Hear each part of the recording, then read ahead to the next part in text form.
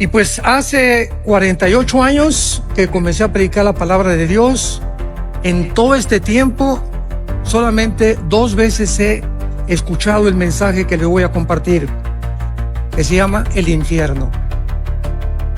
Voy a predicar en esta noche sobre un tema muy controversial, nada popular, tal vez por eso ya no lo predican. Pero en todo este tiempo, en 48 años, solamente he escuchado 2 mensajes acerca del infierno. Y pues es una de las verdades más solemnes que el Señor Jesucristo enseñó, porque precisamente fue la existencia de este lugar que se llama el infierno y del cual ya no se predica, por lo cual la Biblia dice: porque de tal manera amó Dios al mundo, para que todo aquel que en él cree, ¿qué cosa? No se pierda. ¿Qué significa no se pierda? Que no te vayas a la condenación eterna. El lugar del infierno es tan terrible que en su amor Dios prefirió que su Hijo pagara por tus pecados y por mis pecados en esa cruz, para que tú y yo no nos condenáramos en la corta vida que Dios nos ha dado en este lugar que se llama el infierno. El Señor Jesús habló del infierno mucho más veces que el mismo cielo. Veamos algunos pasajes, por ejemplo, Mateo capítulo 10, versículo 28. Dice Jesucristo: y no teman a los que matan el cuerpo, mas el alma no pueden matar. Teman más bien a aquel que puede destruir el alma y el cuerpo en el infierno. Mateo capítulo 13, 40 y 42.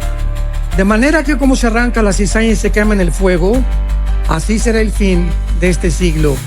Enviará el Hijo del Hombre a sus ángeles y recogerán de su reino a todos los que se sirven de tropiezo y a los que hacen iniquidad, y los echarán en el horno de fuego.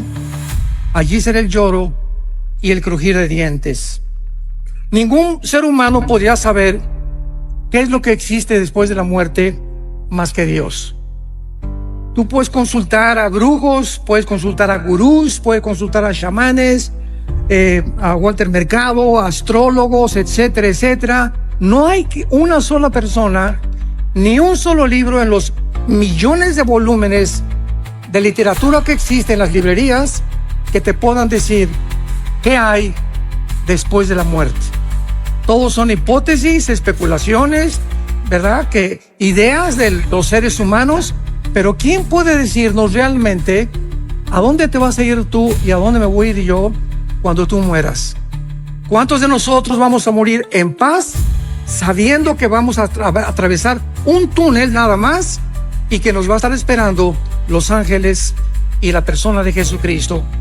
¿Y cuántos de ustedes en esta noche que nos escuchan, cuando tú mueras, vas a abrir los ojos a la otra vida y te vas a llenar de terror y de arrepentimiento tardío, porque ya no habrá ninguna otra oportunidad en toda la eternidad para tu salvación? Dios nos ha dado una sola vez, 60, 70, 80, 85, algunos de una forma milagrosa llegan a los 100, 102, 3 años, para que podamos atravesar como peregrinos y oír la voz que en esta noche el Espíritu Santo te quiere hablar. Veamos nosotros que esta es una de las realidades más terribles de la existencia humana. Y es que el Señor Jesucristo enseñó, como lo acabamos de leer, que hay un lugar, existe un lugar donde las almas de los condenados vivirán atormentados por un fuego que casi nunca se va a apagar. Después hablaremos de la duración del infierno. Vayamos a la primera carta a los Corintios y vamos a comenzar estudiando, en primer lugar, para que entendamos el infierno, cuántas criaturas ha creado Dios y el destino de cada una de las criaturas que Dios ha creado. Esto es muy profundo y muy interesante para la comprensión de nuestra conferencia. Dice 1 Corintios 15, versículo 39. No toda carne es la misma carne. Una carne es la de los hombres, o sea, el cuerpo nosotros, está diseñado con estómago, pulmones, un cerebro, etcétera, etcétera, diseñados no para vivir en la luna ni para vivir en Marte. Dios nos diseñó exclusivamente para este mundo y nos diseñó para que comiéramos los alimentos de la tierra. No Coca-Cola, ¿verdad? No refrescos, nada de Red Bull, ni Monster, ni todos los productos que venden por todos lados. Nos creó para que comiéramos alimentos verdes, plantas, frutas, vegetales y por lo menos 2 litros de agua diarios. Si tú conoces este funcionamiento de tu cuerpo, Dios te va a conservar. Dios te va a bendecir.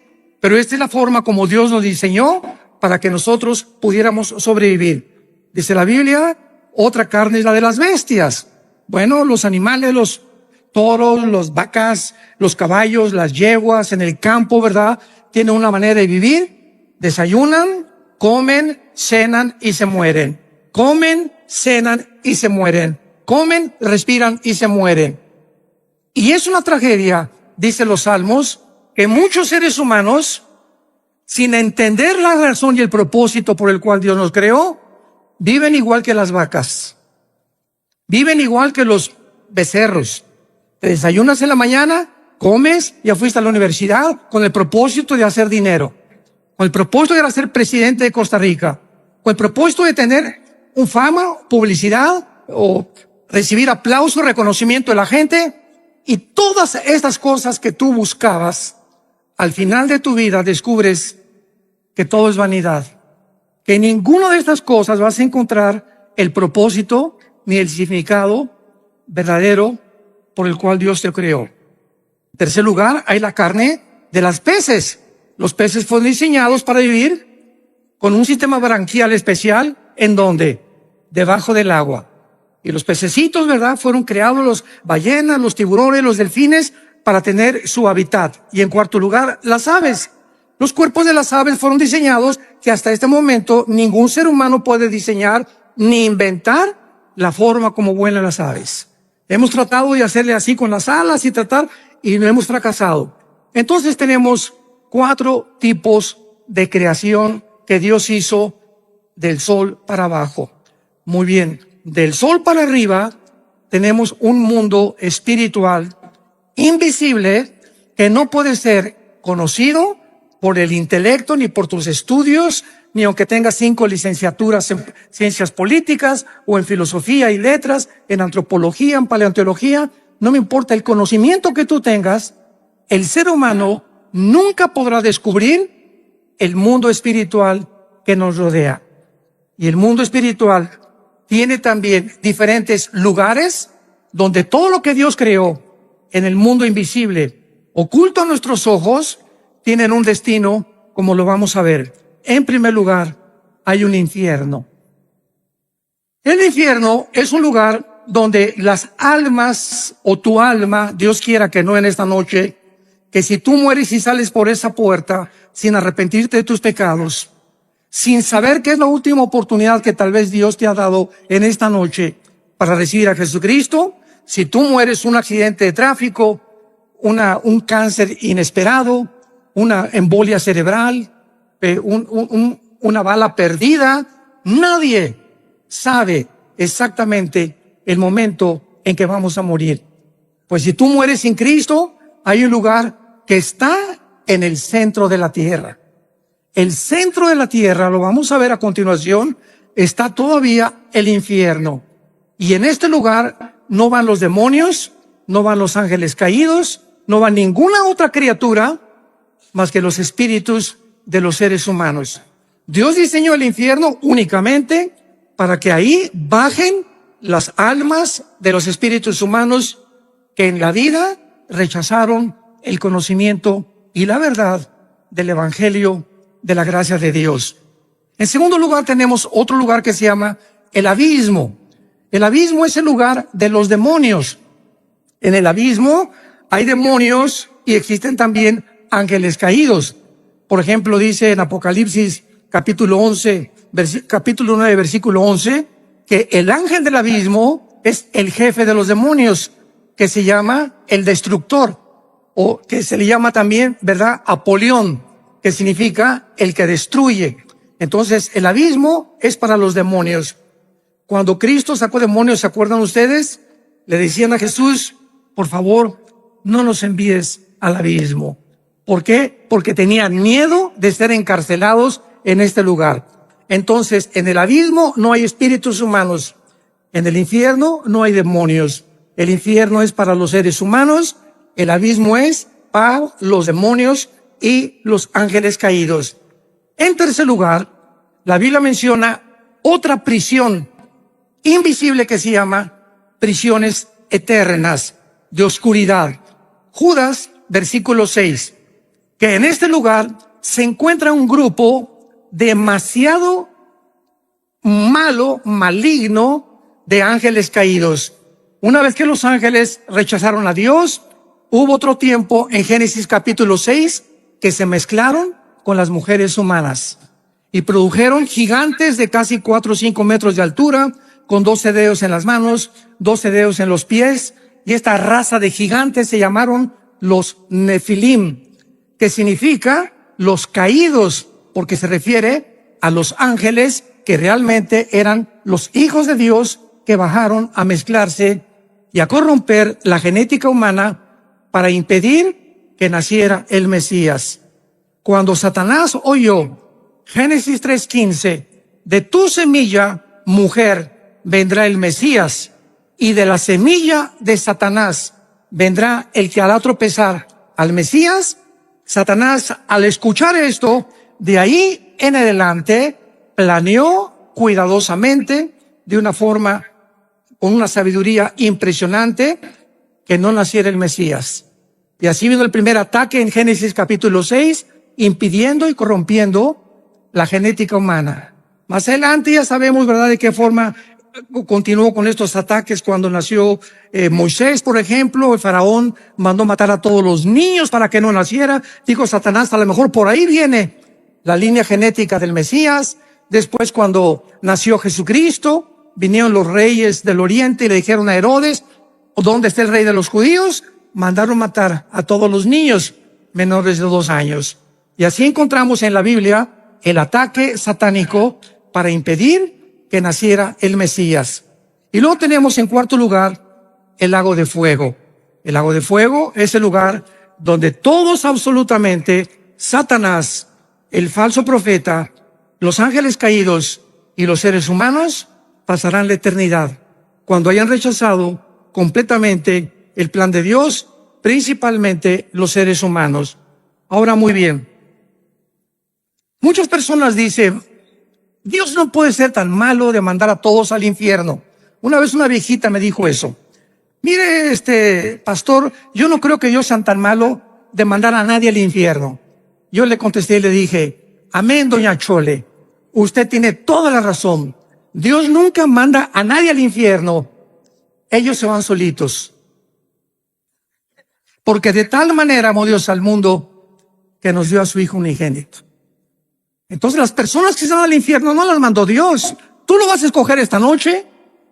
O sea, ¿no te agrada estar en la iglesia? ¿No te agrada estar con los santos? ¿No te agrada purificar tu vida? No hay ningún problema. En el cielo no tendrías cabida. Entonces nosotros somos los que decidimos, como les dijo en Deuteronomio 11, Dios al pueblo de Israel. He aquí les pongo la bendición y la maldición. Tú escoge. La bendición, si me escuchas, si oyes mis mandamientos, si realmente permaneces en mi palabra, y la maldición y la condenación, si me rechazas. Eso no le dijo Dios a los caballos, ni a los orangutanes, ni a los chimpancés, ni a chita, ¿verdad? Dios está hablando a seres humanos como tú y como yo, a ángeles que nos creó con una conciencia de la eternidad. Dice Eclesiastés 3:11, Salomón, porque Dios lo hizo todo precioso en su tiempo, sin que el hombre alcance a comprender la obra de Dios del principio hasta el final. Entonces, es importante que esta mente que Dios nos ha dado, donde hay inteligencia, conocimiento, percepción de la realidad y la conciencia del mundo espiritual, que el Espíritu Santo al entrar a nuestra vida nos despierta para que podamos entender que no somos animales, que tú eres un ser responsable moralmente y que tus decisiones que tú hagas van a tener consecuencias para bien o para mal. Una vez llegó una muchacha a pedirnos consejería a mi esposa y a mí y nos dijo: tengo 16 años y voy a ser mamá. Tengo un bebé en mi vientre. ¿Qué me aconsejan ustedes? Porque ya le he pedido perdón a Dios y mi esposa y yo le contestamos: mira, Panchita, claro que Dios te ha perdonado, porque la sangre de Cristo nos limpia de todo pecado. Pero hay una cosa que tienes que saber: tú no puedes evitar las consecuencias del pecado. Entonces la cosecha la vas a tener que recoger. Pero ahora que te has pedido perdón a Dios, Él te va a acompañar y te va a fortalecer para que esa criatura que nazca nunca la vayas a abortar, ni lo pienses en tu corazón. Ten esa criatura, porque Dios te va a ayudar y va a hacer de esa criatura algo que va a honrar su nombre y le va a traer gloria algún día también a su nombre. Entonces, esto es importante que sepamos. Dios nos perdona, pero la cosecha de nuestros pecados la tenemos que recoger. La Biblia nos revela los atributos de Dios. ¿Qué quiero decir con esto? Los atributos de Dios son las cualidades esenciales del ser, de la divinidad, y se dividen en dos: los naturales y los morales. Los naturales son omnipotente, omnisciente, todopoderoso. Hay personas que dicen: bueno, es que Dios es el mismo ayer y por lo siempre. Correcto, en sus atributos naturales, pero no en la forma como Él actúa. Por ejemplo, Dios abrió el Mar Rojo, no lo ha vuelto a abrir jamás en la historia. Dios detuvo el sol en los tiempos de Josué, no lo ha vuelto a hacer tampoco. Entonces hay muchas cosas que Dios se ha limitado a hacer en sus atributos naturales. Pero los atributos morales son el amor, la santidad, la justicia y la fidelidad. Dice Romanos 11:22, mirad el amor y la severidad de Dios. Dios no es un Dios, un monstruo que simplemente no puede castigar. Porque si Dios permitiera que hubiera anarquía en los seres humanos que Él creó y tú hicieras lo que a ti te da la gana, desde que eres pequeño vas a crecer con un espíritu completamente en rebelión a la autoridad. Desde que nacemos, los niños y la mamá, y poco a poco vamos educando al niño para que el niño no se desboque, para que no haga lo que quiera, para que cuando aparezca pirinol en el suelo y como berrinche, mi juguetito, te levantas y pau, pau, pau de vez en cuando necesitan, porque el niño tiene que crecer con autoridad y con amor también. Entonces, el mismo amor que yo abrazo a mi nieto y lo beso, el mismo amor se lo demuestro cuando sus papás o su papá le hacen pau, pau, pau. Entonces, el amor y la disciplina forman el carácter. Un muchacho que crece sin educación, en rebelión a sus padres, en rebelión a la policía, en rebelión a la autoridad, va a acabar en una cárcel, tarde o temprano. Van a acabar o como en cárceles o en grupos terroristas, ¿verdad? O en cárteles de las drogas, simplemente porque en su desarrollo no tuvieron la formación de su carácter. Vivieron siempre haciendo lo que les da la gana. ¿Y sabes algo? No podemos vivir así. Entonces, los que han vivido de esta manera y han muerto en su vida, van a tener que pagar en la otra vida sus consecuencias. Ahora bien, veamos en tercer lugar algo también que es muy importante, que es lo siguiente. Muchas personas dicen que el infierno se encuentra en esta vida, o que acaba en la tumba, ya se acabó todo. Sin embargo, la única persona que tiene la autoridad para hablarnos acerca de la otra vida se llama Jesucristo. Cuando Él bajó del mundo y nos dijo: yo soy la resurrección de la vida, y Él resucita de los muertos a los 3 días, Cristo es crucificado, es muerto, enterrado y resucitado a los 3 días. ¿Qué mensaje nos está dando Jesús? Ustedes también van a volver a vivir. Sígueme. Yo soy el camino, yo soy la verdad y yo soy la vida. Yo soy el pan que descendió del cielo y he venido al mundo para en esa cruz mostrarte quién es Dios. ¿Quieres saber quién es Dios? Ve la cruz. En la cruz Dios manifiesta quién es Él. En el momento en que Jesús muere con sus espinas y sus clavos en las manos y en los pies, Dios nos está diciendo quién es Él. ¿Quién es Dios? Aquel que paga por ti y por mí en una cruz. Y con ese amor eterno e infinito, te demuestra Dios que vale la pena vivir para Él. Porque si alguien dice, bueno, ¿yo qué culpa tengo que Adán y Eva hayan pecado? Muy bien, dice el libro Romanos, que es la constitución de los cristianos. Tú no tienes ninguna culpa de que Adán y Eva hayan pecado y que hayamos heredado todos genéticamente y espiritualmente el pecado. Muy bien, te lo acepto, dice Dios. Sin embargo, en la cruz yo pagué por esos pecados. Entonces ahora ya no tienes ninguna justificación. ¿Ok? No eres culpable, pero sí eres culpable de rechazar el perdón. Y eso por lo que muchas personas van a ser condenadas. Entonces, tenemos que entender los atributos de Dios. Vayamos a Lucas 16. Ojalá que todos hayan traído su Biblia. Los que no trajeron Biblia, siéntense con un cristiano.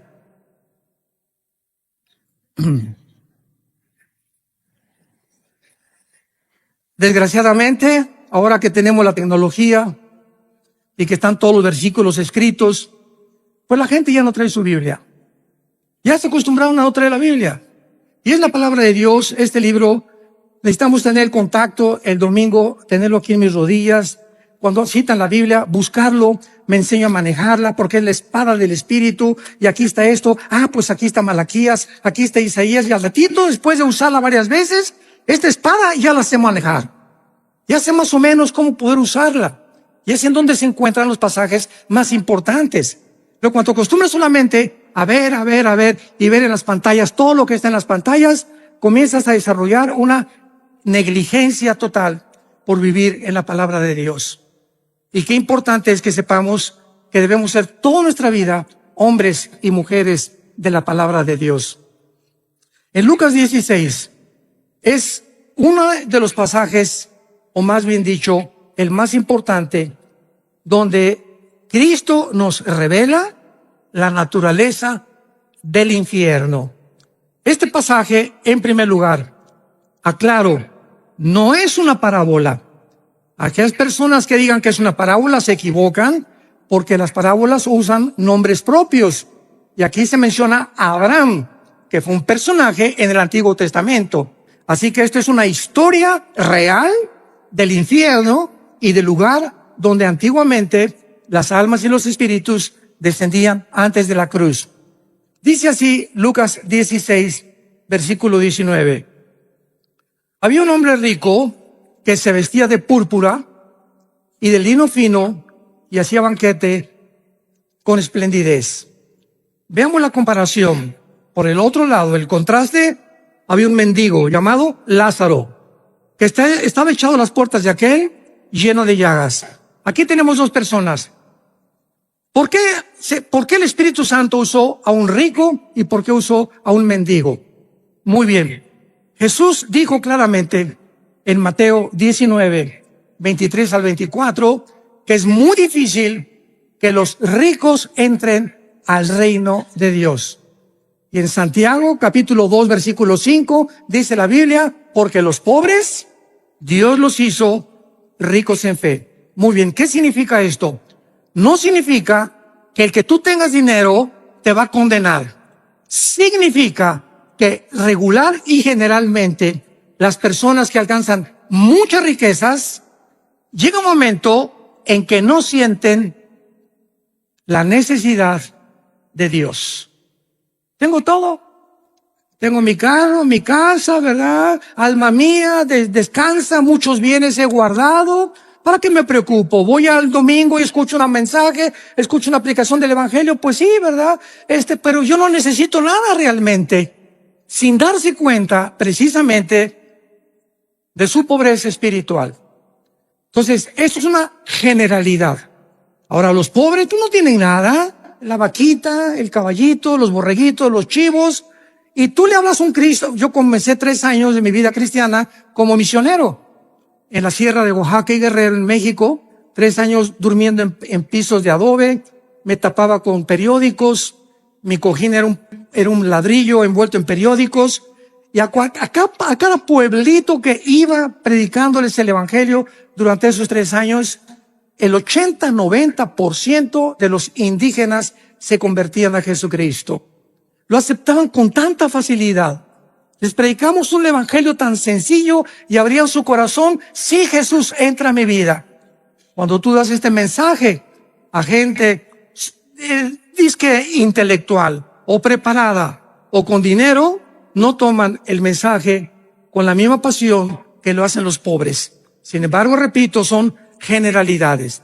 Y por eso el contraste entre un rico y un mendigo.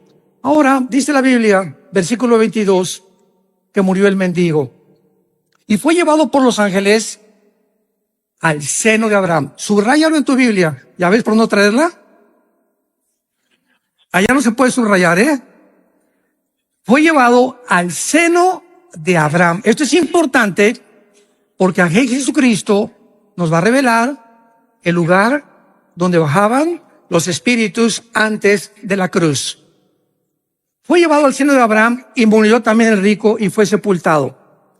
Y en el Hades alzó sus ojos, estando en tormentos, y vio de lejos a Abraham y a Lázaro en su seno. Me detengo aquí.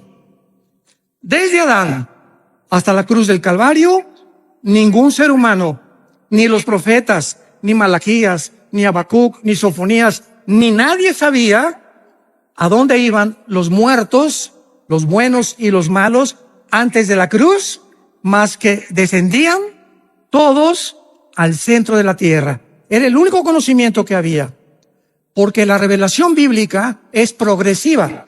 Dios va revelando conforme va pasando el tiempo, nos dando más luz y más luz. Cristo viene y nos abre las cortinas completamente. Llegan los apóstoles bautizados por el Espíritu Santo y se les da otra revelación. El apóstol Juan es arrebatado al cielo y escribe el Apocalipsis. Y así Dios va revelándonos los misterios de su reino y de la vida espiritual. Entonces todos sabían que descendían al centro de la tierra. El lugar en el Antiguo Testamento donde descendían todos, en el hebreo se llama el Sheol. Descendían todos al Sheol, buenos y malos. Muy bien. La Biblia en el Antiguo Testamento se traduce al griego y se llama la versión de la Septuaginta. Entonces, en traducción del hebreo al griego, la palabra Sheol es una transliteración y se usó la palabra Hades, con H, Hades. Entonces, viene Jesucristo y nos corre la cortina de lo que había en el centro de la tierra. Y Jesucristo nos enseña claramente, pero me voy a ir en orden. En primer lugar, tendrán vista, versículo 23, en el Hades alzó sus ojos. Las personas condenadas en el centro de la tierra, en el infierno, van a poder mirar, van a tener vista. En otras palabras, en la otra vida, los 5 sentidos espirituales que Dios nos ha dado a los cristianos, cuando nacemos de nuevo, no los tiene la gente que no es cristiana. Dice 1 Corintios capítulo 2, del 10 en adelante. El hombre natural, el hombre que no ha sido regenerado por el Espíritu Santo, no entiende la Biblia. Vienen aquí Jean-Paul Sartre, y viene aquí Richard Hawkins, y viene Bertrand Russell, y viene Friedrich Nietzsche, y vienen los más grandes ateos, y chocan contra la Biblia, porque no es el intelecto ni las facultades de la inteligencia naturales las que nos abren el camino para entender lo que solamente el Espíritu Santo nos puede revelar.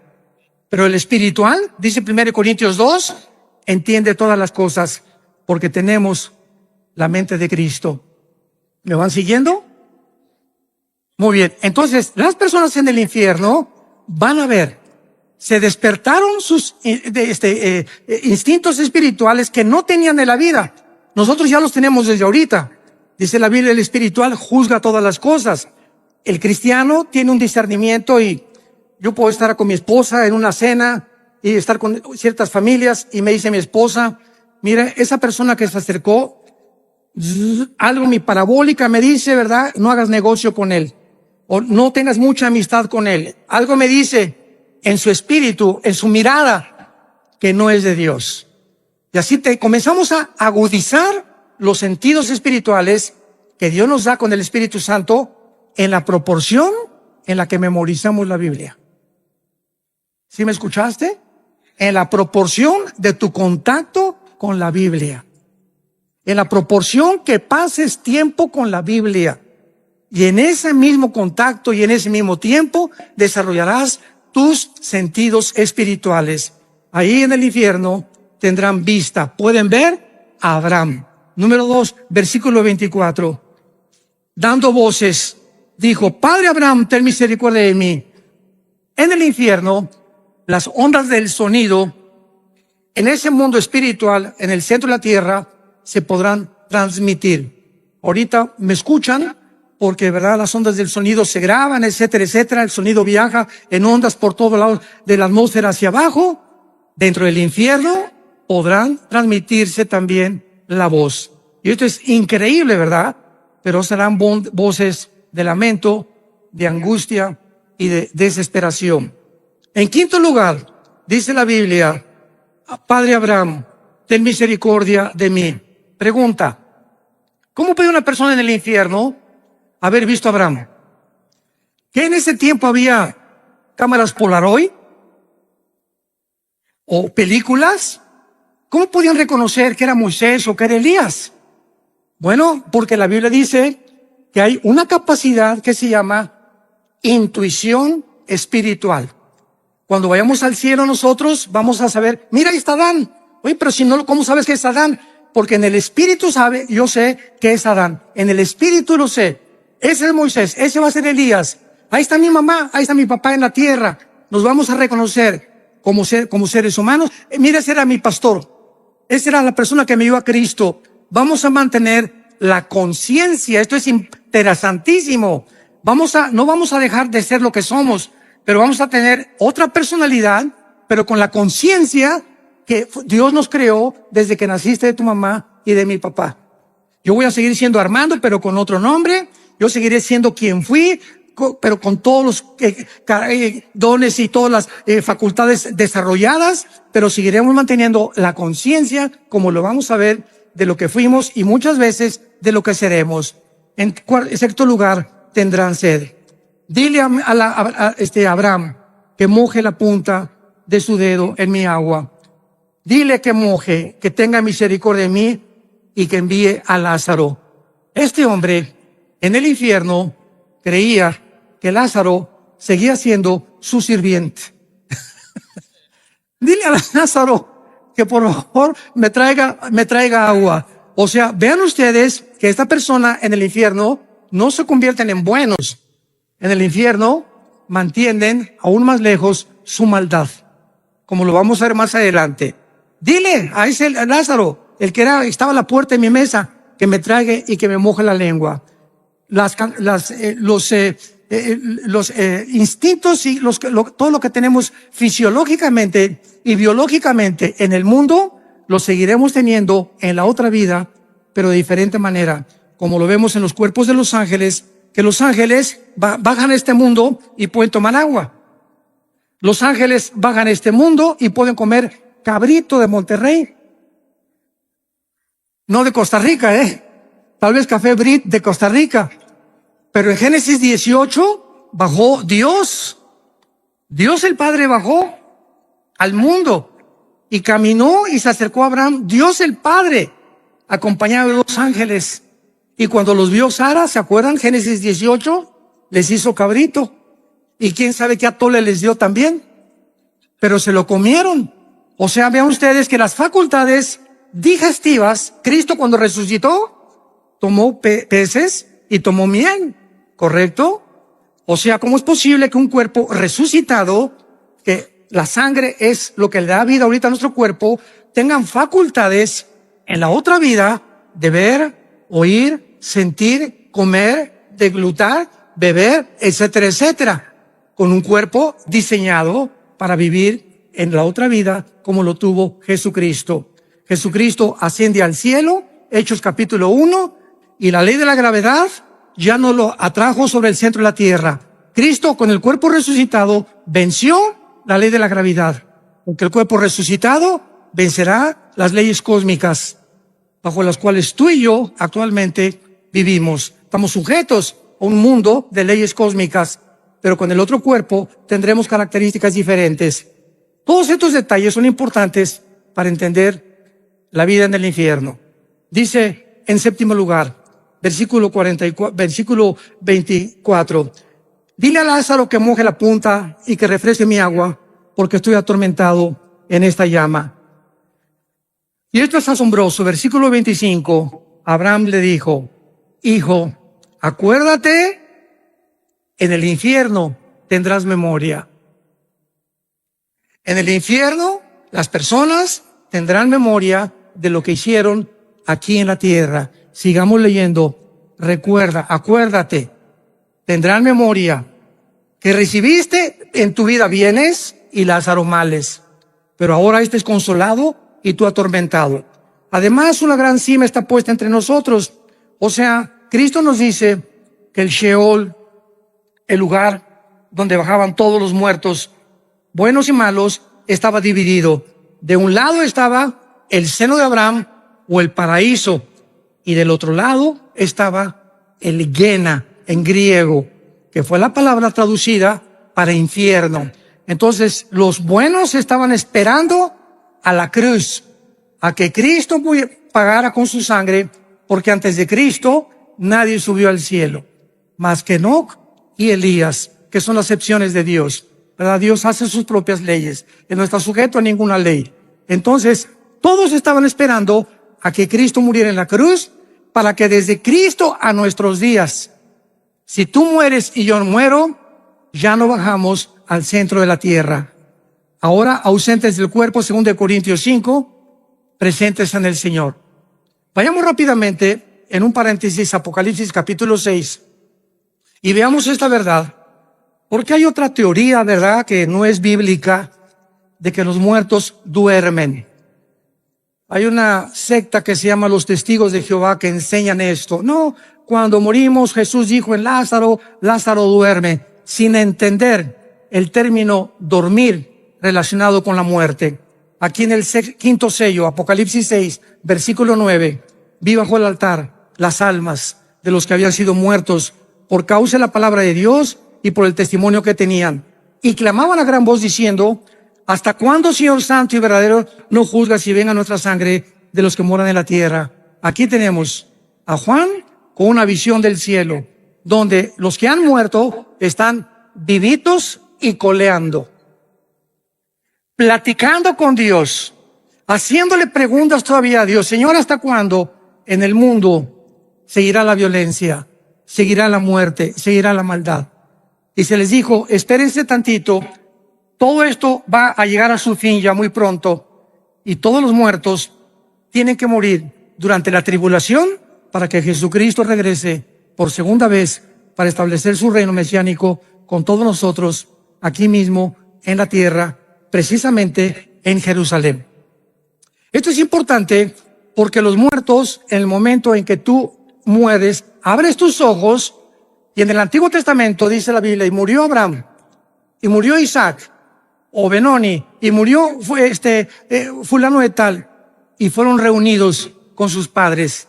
Siempre que en el Antiguo Testamento moría alguien, los patriarcas, dice la Biblia, y fueron reunidos con sus padres.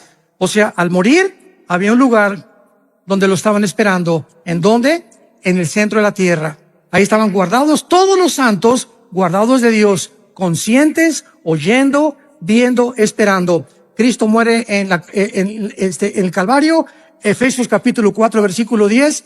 Baja Jesucristo en los 3 días y 3 noches que su cuerpo se quedó en la tierra. Somos espíritu, tenemos alma, vivimos en un cuerpo. Cristo muere y su cuerpo destrozado, flagelado, completamente descuartizado, ¿verdad?, por todas partes, se queda en la tumba. su espíritu se sale y baja Jesús en el espíritu al centro de la tierra. Pregunta, ¿con qué cuerpo? Porque dice 1 Pedro capítulo 3 que bajó a predicarles a los espíritus encarcelados. ¿Con qué cuerpo? Su cuerpo no había resucitado. Resucitó a los 3 días. Entonces vemos nosotros que en el momento de la muerte hay un cuerpo temporal que Dios nos da. Lo acabamos de leer en Apocalipsis 6.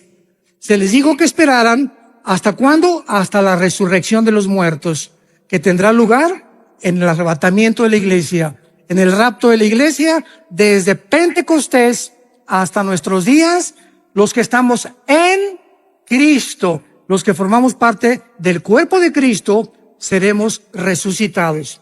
Los santos del Antiguo Testamento, Daniel 12, versículo 1, serán despertados en la segunda venida de Jesucristo. Entonces, en el rapto no se van los santos del Antiguo Testamento, únicamente el rapto es para la dispensación de la iglesia. La dispensación de Israel es completamente diferente a la de nosotros. Esto es importante también, pero regresamos a nuestro pasaje de Lucas y veamos la conclusión, que es realmente lo más profundo de este estudio. Y dice así: Abraham le dijo, acuérdate, versículo 25, que recibiste tus bienes. Lázaro está atormentado. Además hay una sima puesta entre nosotros, de manera que los que quieren pasar para acá a vosotros no pueden ni pasar de allá para acá. Claro que ninguno de los que estaban en el seno de Abraham le hubiera gustado echarse un brinquito, ¿verdad? El otro lado. Sin embargo, podían ver desde el otro lado los tormentos en los que estaban muchos espíritus ahí pasando la eternidad. Versículo 27. Entonces le dijo, te ruego, manda ahí a Escazú a alguien. Ahí está mi papá en Escazú. Ahí está mi padre allá arriba. Porque tengo 5 hermanos para que les testifique, a fin de que no vengan ellos a este lugar. ¿Qué era la petición de esta persona atormentada en el infierno? Estaba consciente que no quería, aun cuando él estaba pagando, que su familia acabara igual que en él. Ve y díganle a mi esposo, díganle a mi esposa, a mis hijos, que por favor crean el evangelio. Pero no le dijo eso, sino que alguien fuera, mándales un ángel, y en la noche, que un ángel le jale los piecitos a mi papá. Soy un ángel, arrepiéntete de tus pecados. O un milagro que suceda para que puedan evitar bajar al infierno. Abraham le contestó, a Moisés y a los profetas tienen, óiganlos. Entonces él dijo otra vez, no, padre Abraham, pero si alguno fuere a ellos de entre los muertos, se arrepentirán. O sea, manda a alguien que realmente les cause un milagro para que se arrepientan y no bajen al infierno. Y Abraham le dijo, si no oyen a Moisés y a los profetas, tampoco se persuadirán, aunque alguno se levante de los muertos. Damas y caballeros, en el Antiguo Testamento Dios abrió el Mar Rojo, hizo milagros con Elías, hizo milagros con Moisés, hizo milagros con Eliseo y no se arrepintieron. Cristo hizo el más grande de todos los milagros. Resucitó a Lázaro entre los muertos, un hombre que tenía 3 días donde ya la sangre se había completamente descompuesto, donde ya no había circulación de oxígeno neurológicamente en el cerebro, un hombre que había dejado de latir su corazón, un hombre que tenía 3 días y que aparte hedía, ya comenzaba a pestar.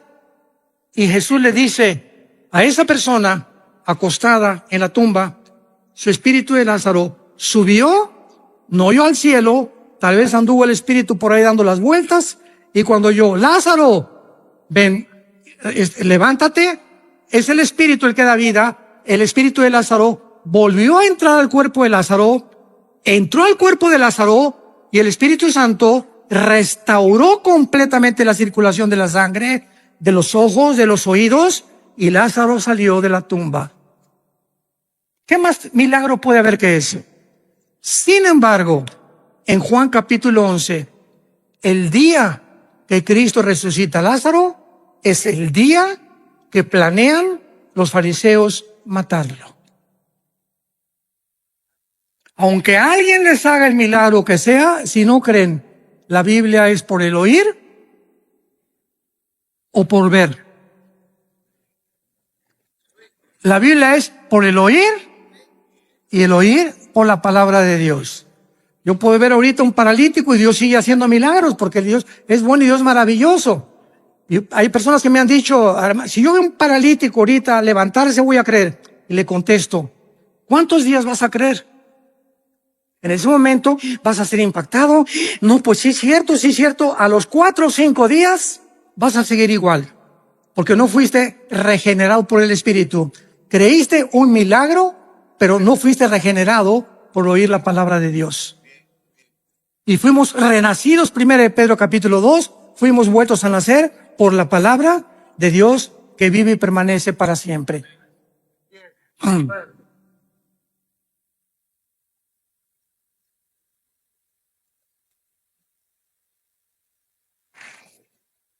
Ningún milagro sobrenatural convencerá a salvar a nadie.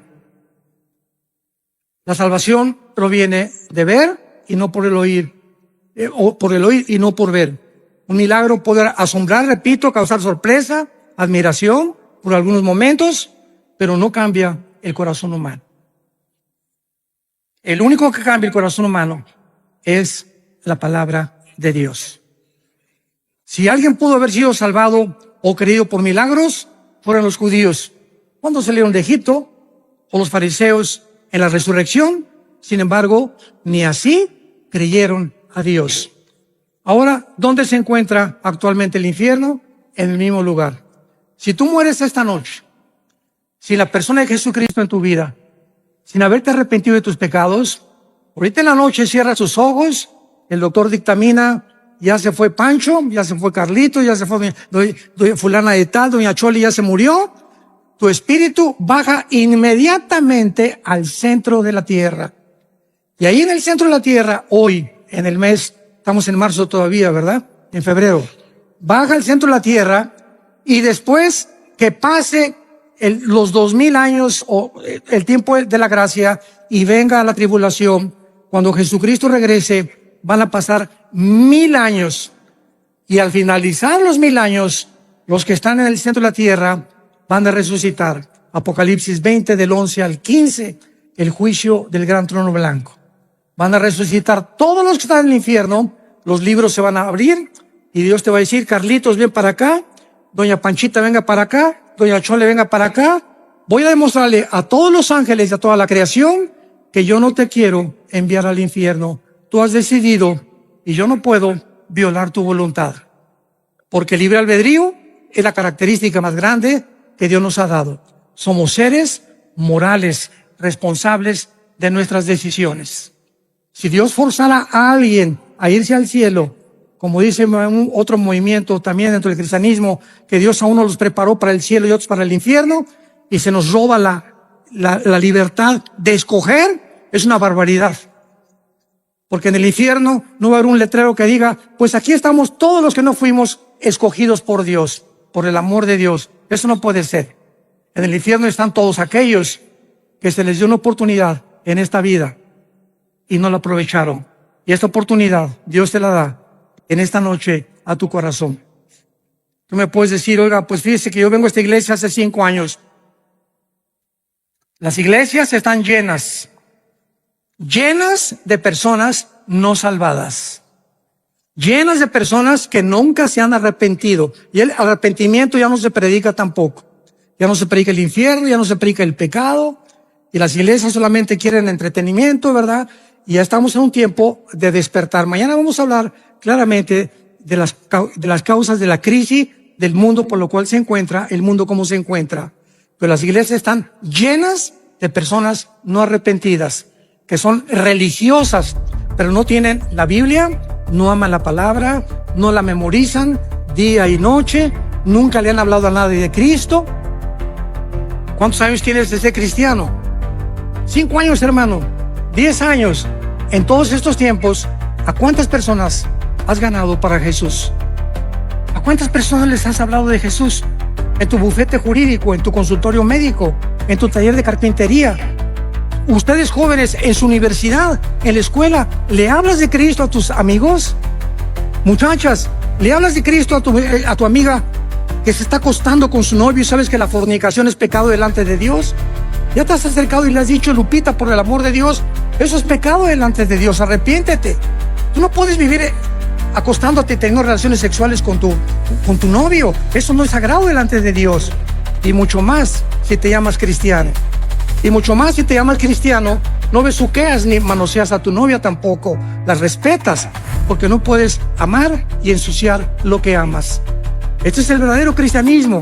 Y si no lo vivimos de esta manera, has vivido un cristianismo falso, que se llama la religiosidad, pero no el haber sido regenerados por el Espíritu de Dios. Ven a Jesús en esta noche. Arrepiéntete realmente de la vida en la que llevas. Inclina tu cabeza y dile estas palabras. Señor mío y Dios mío, te pido perdón por mi vida. Creo que en esa cruz Jesús ha pagado por todas mis maldades, por todos mis pecados, que hasta este momento he cometido. Ya no quiero seguir viviendo en el pecado, pero reconozco en este instante que yo no puedo ni tengo el poder de vivir para ti. Por eso vengo, Jesús, a abrazar tu cruz, porque sé que con tu vida en mi vida me darás el poder de vivir esa vida que tú quieres que yo viva. Creo que es tu sangre preciosa la que pagó por mis pecados, y creo que tú fuiste crucificado, muerto, enterrado y resucitado a los 3 días. Y te pido que entres a mi corazón como mi Señor y mi Salvador. Gracias, Señor, por tan grande salvación, y la corta vida que me queda en este mundo, ahora la quiero vivir para ti y contarle al mundo, comenzando con mi familia, la historia de amor más grande jamás contada.